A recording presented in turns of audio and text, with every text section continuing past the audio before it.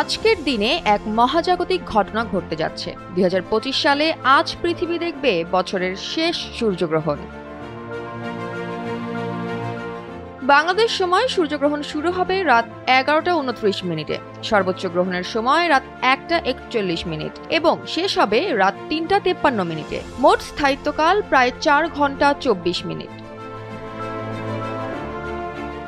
যদিও বাংলাদেশ থেকে সূর্যগ্রহণ দেখা যাবে না, তবে নিউজিল্যান্ড, পূর্ব মেলানেশিয়া, দক্ষিণ পলিনেশিয়া ও পশ্চিম অ্যান্টার্কটিকায় এটি চোখে ধরা পড়বে।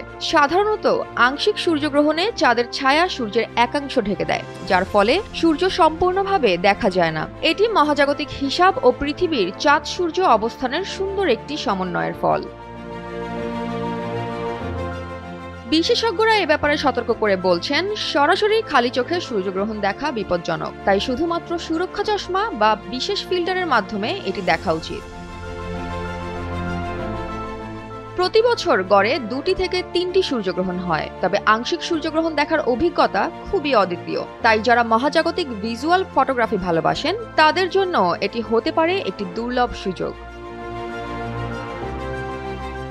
মহাজাগতিক এই দৃশ্যের রহস্য ও সৌন্দর্য আমাদের স্মরণ করিয়ে দেয় যে মহাবিশ্ব কতটা বিস্ময়কর। তাই সুরক্ষিতভাবে আংশিক সূর্যগ্রহণ দেখার প্রস্তুতি নিতে ভুলবেন না। জয়া হাসান, এনপিবি।